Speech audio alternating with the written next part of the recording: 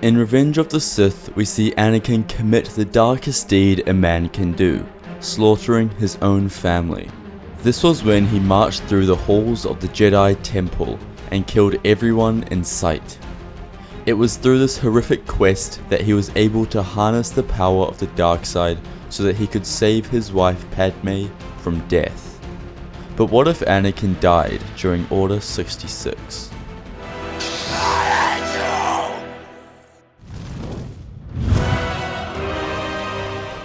Anakin roamed the temple, slicing Jedi and younglings alike, not showing any mercy for any man, woman, or child in his vicinity.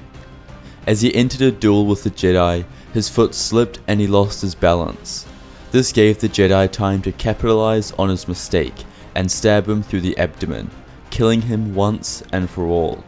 Although Anakin was dead, Jedi all around the galaxy still fell to the Jedi Purge, being gunned down by the clones they used to call their friends.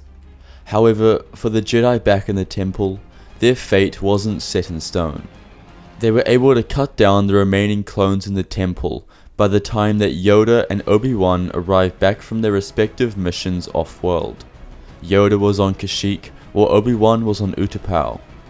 As they both saw the devastation that was committed, they gathered all of the remaining Jedi. There weren't a lot of them anymore. From the numbers that grew in the tens of thousands, now there were less than 1,000, maybe much fewer than even that. Obi-Wan marched to the temple to find Anakin's body on the floor. He had already been told of his betrayal, but he couldn't quite believe it until now. He sank to his knees as tears flooded the corner of his eyes, but he did not shed. He couldn't yet, too much hung on the balance to allow time to mourn his best friend's death. Yoda had to figure out what they would do next. Not everyone in the galaxy thought of them as traitors yet. All they saw was smoke emitting from the temple. On the other side of town, Palpatine just received word that Anakin was killed. This completely enraged him, as his entire plan on Anakin surviving Order 66 and eventually dethroning him later in life was over. But the mastermind had many contingency plans in place, just in case things went wrong. He hadn't been waiting for over 20 years for Anakin to die. Plus, he already killed most of the Jedi, which meant more than half of his job was already done. He just needed to complete the last 10% by himself. Palpatine called an emergency meeting for all senators, asking they return to Coruscant immediately from whatever affairs they were attending to. In doing so, Palpatine stood atop of the podium to deliver his speech. He explained what happened at the Jedi Temple, that the Jedi were trying to overthrow the Republic and that they needed to be dealt with. He showed his scars that Master Windu inflicted when he redirected the lightning onto his face. The Chancellor did what he was best at. He manipulated people. Whispers muttered throughout the entire room until everyone was silent. But the silence was broken when Yoda, Obi-Wan, and a few other surviving Jedi burst into the meeting to confront the Chancellor, explaining everything that was happening, that he was the Sith Lord all along and he orchestrated the entire war to destroy the Republic, even saying that the clones had been bred as a weapon against the Republic, not for it. Now the problem with this is that these claims sounded crazy. One senator stood forward and questioned this, stating that the Chancellor has dedicated his entire life to helping the Republic. For almost 30 years now, he isn't trying to destroy it. Other senators came forward, explaining times that the Chancellor helped to save their planet. In terms of results, he was arguably the best Chancellor the Republic had ever seen, which is why he was able to stay long after his term expired. Then Palpatine took the stage. He explained that everything the Jedi was saying was just a plain lie to gain power. He said he loved the Republic, and he would do anything to make sure it survived. Palpatine then presents a video to the Senate, which shows the Jedi slicing the clones as they try to protect themselves. This video has been heavily manipulated to show the Senate that the Jedi just began killing their own. It then shows the Jedi killing Anakin in cold blood, the only Jedi to stand up for the clones. Then he orders the clones to take them into custody to be sent to prison. All of the senators cheered as the Jedi present were dragged out of the room. Every Jedi on Coruscant that was still alive was thrown in a cell, unable to leave. They all thought that they would go on trial and plead not guilty. Perhaps they could prove their innocence. But that was not the case. The clones still had a direct order to complete, and that was to eliminate all of the Jedi Knights. So as the clones entered the facility, they went cell by cell, gunning down defenseless Jedi, ending their lives in an instant. Obi-Wan and Yoda heard this. Their cells were next to each other, and they needed a way out. Yoda was able to use the Force to break the door. Because of his size and strength in the Force, the cell was not made for him. He let Obi-Wan out as they tried to help the others, but it was useless. No one could stop the clones unarmed, especially when there were thousands of them who wouldn't stop at anything. Yoda and Obi-Wan managed to escape the prison that night. They saw their brothers and sisters shot down in cold blood by the relentless clone troopers, but couldn't do anything to help. They went straight to Padme, who needed to get off the planet. Her children would be the saviors for the galaxy if kept safe.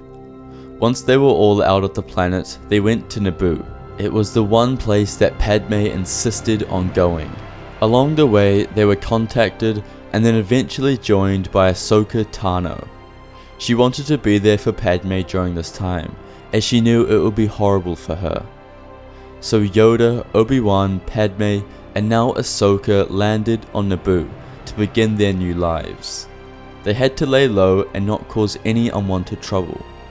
A few days later, Padme would give birth to Luke and Leia. Together, the four cared for these children more than anyone ever could. Even though they were strict and probably overprotective at times, they always had the children's best interests at heart. Once old enough, the three Jedi began training them, starting slow, teaching them about the Force, before eventually leveling up the training. Being the Chosen One's kids, the Force came very easily to them. Just as Anakin was, they quickly excelled and became very powerful. Luke and Leia also had Yoda, the most wise Jedi of all time, and two other very powerful Force users to train them, which also helped their odds. It took time, lots of time, but they also tried to give them the most normal upbringing as possible. Ahsoka and Padme especially wanted this, as they didn't want them to fall down the same dark path as Anakin. So they were allowed to go to school, hang out with friends, and develop other skills outside of the Force. But it was made very clear that they could not tell anyone of their abilities, as it could draw much unwanted attention towards their family. During this time, the Empire grew extremely large. Palpatine spent his days looking for a way to achieve immortality, as that was all he ever really wanted. He had the Inquisitors, who would hunt down any remaining Jedi that were hiding in the depths of the galaxy. But he never took another apprentice. In his mind, he didn't need to, as he had the Inquisitors, and now that he would live forever, well, an apprentice seemed extremely pointless to him. Luke and Leia neared the completion of their training. They were strong, and their abilities matched each other, which allowed for a very powerful combo against anyone they faced. It was nearing the time that they would have to leave home and go confront Sidious. They were told about the plan almost 10 years earlier when they were still teenagers, unlike now when they were both approaching the age of 22. Yoda was growing tired. His life on the planet was now complete. His final goal of training Luke and Leia had been completed. He lay in his bed as he told the two how proud of them he is. Yoda always believed in them, and now it was time to take their talents to Palpatine. Yoda closed his eyes as he took his final breath and transcended into the netherworld of the Force. He was now a Force ghost. Obi-Wan, Ahsoka, Luke, and Leia were all ready to leave. Padme wished them good luck as she hugged every one of them, crying the entire time. She was terrified of what might happen, but she knew it had to be done. It would be selfish of her to force the children to stay on Naboo. They all got on the ship as it took off and flew to Coruscant. Once they arrived, the ship landed directly outside Palpatine's office. They quickly exited and walked closer towards his office as they all entered. As they approached Palpatine, he stood from his chair completely astonished at what he was seeing. He knew that Obi-Wan had escaped, but assumed that he was hiding away for the rest of his life. Then he saw Ahsoka, and now he was worried. He knew the strength she possessed, but didn't even begin to imagine she could still be alive. When Luke and Leia entered, Palpatine immediately knew what had happened. He could sense the midichlorians swelling within them, and there were a lot of them. They had to be Anakin's kids, he thought. The Jedi ignited their lightsabers as Palpatine followed, calling on 2 crimson blades from his sleeves. Immediately attacking, he knew he had to prioritize the weaker ones first. To him, that meant Kenobi. Using his agility and force power, he was able to send Ahsoka into the wall as she hit it and was knocked out. Leia called for her, but then regained her focus. The battle continued. It was fast and terrifying for the 2 children. They had trained their entire lives for this, but nothing in practice can ever compare to the real deal. Now it was life or death. Palpatine pressed his attacks further, swinging with more aggression than he ever had. He was able to chop the hilt of Obi-Wan's lightsaber before slashing him in the chest. Obi-Wan fell to the ground and took his final breath. He was dead. Luke and Leia were shocked. They didn't have enough experience to deal with a foe like this. Palpatine cackled as he wielded all 7 lightsaber forms at once. Sidious was able to kick Luke in the face before shooting lightning at Leia, disorientating her as she tried to block. But with Palpatine's insanely fast speed, he sprung forward and decapitated Leia in front of Luke. He screamed as he saw her charred head hit the floor, her eyes still awake. Luke raced to his feet before attacking Palpatine with all of his might. Channeling the aggressive Form 5 fighting style that Yoda taught him, he was able to gain an advantage, until Palpatine used his surroundings to force push a shelf into his head, knocking him to the floor. Palpatine raised his sabers to swing down on Luke. Luke closed his eyes and accepted his inevitable fate, just as another lightsaber ignited and defended the incoming attack. It was Ahsoka. She had awoken from being knocked out earlier. Giving Luke his lightsaber back, the 2 fought Palpatine, and together they were able to beat him.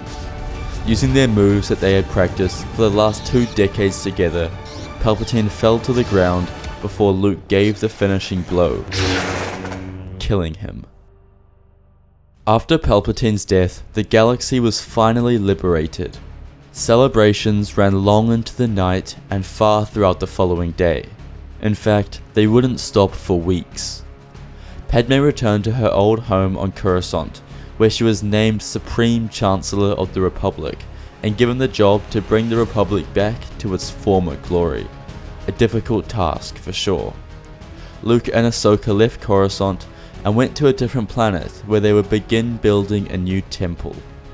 A place where they could train the new breed of Jedi to help protect the galaxy.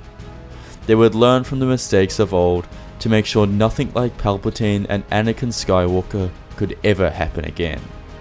Along the way, they met a little green alien whom they discovered was named Grogu. He became the first of many students in the new Jedi Order. The galaxy would live on in peace for centuries to come.